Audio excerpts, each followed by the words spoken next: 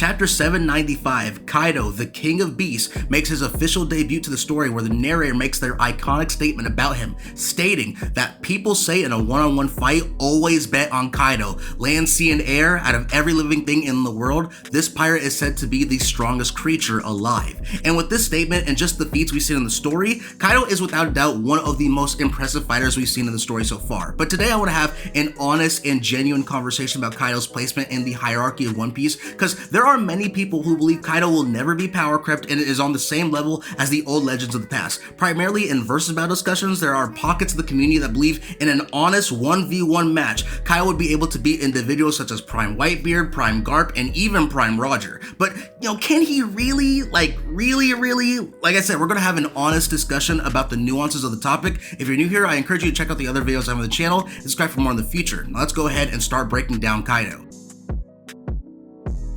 Now, let me be clear before we begin, I personally do not like the old generation being over the current generation. That doesn't mean I hate the characters themselves, but from my perspective, it just really sucks that we're going to have Luffy and the Straw Hats face off against these high-level opponents in the future like Mihawk or Akainu or Blackbeard, and as they overcome all these adversities, it won't matter because the old generation still scales higher. That is just so lame to me, and I'm sure it is for many others as well. So when you switch things up and look at Kaido and his performance in Wano, you kind of can't help but be impressed. Like, the dude kicks things off, lifting up an entire island, which is always cool to see. Island feats in One Piece are badass in my opinion. He's dominating during the fight on the roof. He has a strong hybrid form, crazy devil fruit abilities like conjuring up tornadoes and having a fire transformation. And to top it all off, he has all forms of advanced hockey. Like, the guy was a true raid boss, all things considered. But when you look at Kaido in relation to Luffy, cracks start to show when truly evaluating him. Like, first off, a lot of people tend to be split on how much the other supernova truly contributed to Kaido's downfall,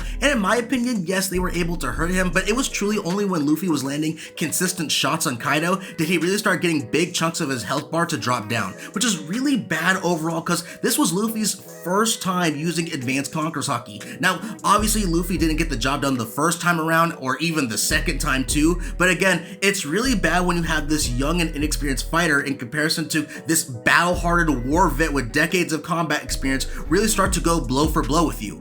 I was already concerned with Luffy getting the red rock off on Kaido in chapter 1000, but Kaido just flat out acknowledges Luffy as a worthy opponent in 1037. His words literally are, "It's a sign that I've accepted you. I wonder how long it's been since I fought someone who could truly go toe to toe with me." And please don't misinterpret what I mean when I say worthy, because worthy doesn't necessarily mean Luffy is straight up equal to Kaido at this point in time, but he is relative at the bare minimum. It is Kaido who literally says Luffy can truly go toe to toe against him, and when you reread the fight, it's as clear as day. Like, you're gonna tell me Kaido wasn't affected by this or this? How about this one? This one here too? Can't forget about Snake Man either. Like, the fact that Kaido needed to whip out Future Sight just for Snake Man is really telling. Like I said earlier, Kaido is a powerful combatant. I'm not calling him weak. Luffy literally threw everything at him, pretty much died and had to revive himself against this major threat. But that's the main issue here. This Luffy that we're seeing in Wano is not Prime Luffy. That's just a fact. Like, can we all agree on that, right? Like, that Luffy isn't at his prime while he's fighting Kaido.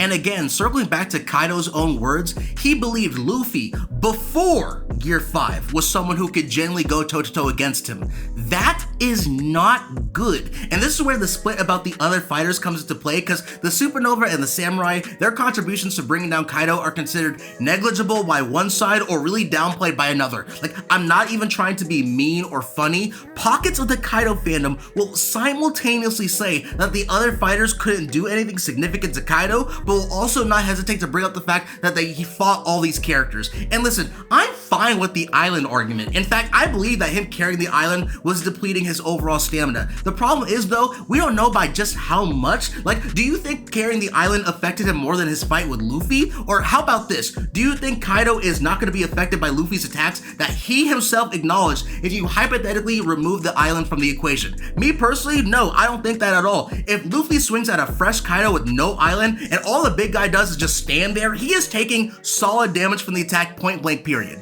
The reality of the situation is that Kaido is connected to Wano Luffy's scaling right now in the story. You can't separate the two because this is generally all we have when it comes to Kaido having a serious on-screen battle. He literally says mid-fight against Luffy that he wouldn't make himself weaker, so you can't tell me he's not taking this fight seriously either. Luffy at this point in time was putting hands on the world's strongest creature with less than a couple hours of learning advanced Conqueror's Haki. Undeniable fact. So now let's transition to the significance of everything we learned post-Wano. So now Kaido is out of the picture, and Luffy faces his biggest problem in Egghead outside of his stamina issues, of course, that being the Gurusei and the regeneration that they displayed. Luffy is literally pissed off while in Gear 5 that no matter what he tries, he can't hurt these guys. He literally has to run away from them because of this. The most he does is get some solid strikes on Saturn and bully Jupiter because his worm transformation is actual dog water, but those are just stopgap measures, not solving the bigger problem. And then bam, we see Joy Boy's Haki Knot literally no diff all the Gurusei. Just like that, we've got a visual benchmark of what Luffy will be like in the future. Fast forward to Elbaf, from a power scaling standpoint, the whole point of the arc is for Luffy to use his Conqueror's Haki in a new way. Not only being able to use his Conqueror's Haki to bypass the regeneration, but to completely bypass another Conqueror Haki user when they're using it defensively. Roger referred to it as more mass when he and Garp were fighting Demon Zebek. I really hope Oda elaborates more on the topic, but at the time of recording, the answer is essentially using all your Haki at once to completely overwhelm your opponent. We now know Loki is also capable of doing the exact same thing. It was confirmed back in 1152, but most recently in 1170.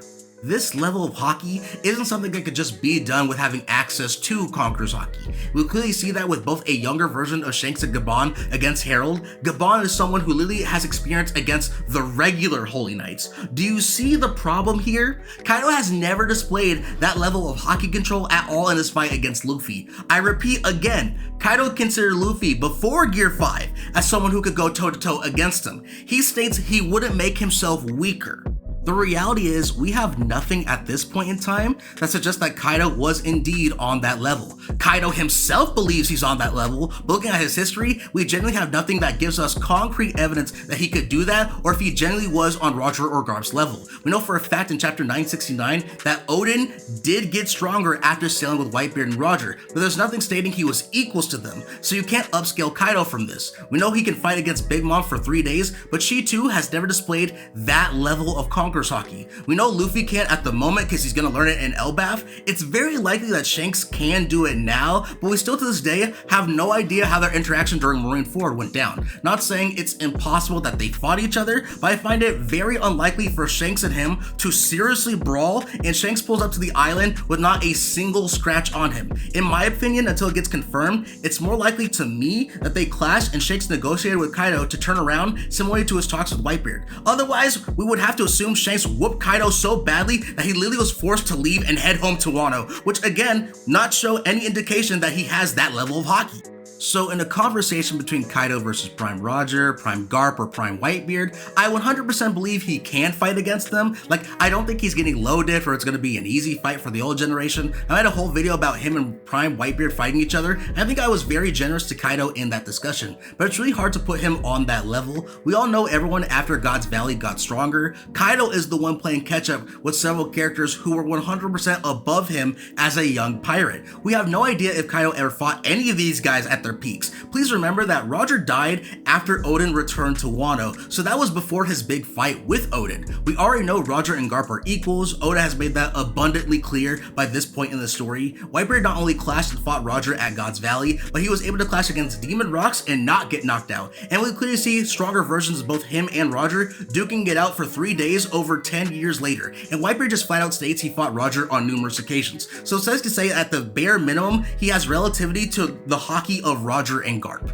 But Kaido genuinely has none of that. He has no past history officially confirming it. He never fought the old generation at their peaks of power. He just doesn't have the Haki, which going off of Kaido's perspective is what he's all about. He literally favors Haki over Devil Fruits. He hypes up Roger for becoming the Pirate King with just his Haki, but he never once proves he has the same level of control with his Haki like Garp or Roger. He was being pushed to his limits by Luffy, who simply will not be comparable to himself post Elbaf with the way things are looking now. Heck, Luffy has already shown growth before even meeting Gabon, being able to use Gear 4 attacks while he's in base. Kaido is not a weak character at all, but the reality is that there's nothing suggesting that he has developed his haki in the same way as Roger, Garp, or even Loki. As the story progresses, Luffy is going to steadily get stronger, develop his haki similarly to the old legends, and fight against threats that are going to push him well beyond his limits, well beyond the Luffy we saw facing off against Kaido. Who knows, like maybe Oda just might hype up Kaido in the future and say he was indeed on that level. Maybe Oda just might bring him back, like we all know when Oda kills people, he doesn't really kill people, unless you're Ace, then you stay dead. But yeah, Kaido doesn't have anything that puts his haki definitively on the level of the old generation outside of his own perspective, and he gradually is getting power crept as Luffy's growth literally raises the bar of the entire story. Until further notice, Kaido is confined to Wano scaling. I hope you have a great day, and please stay safe. Peace.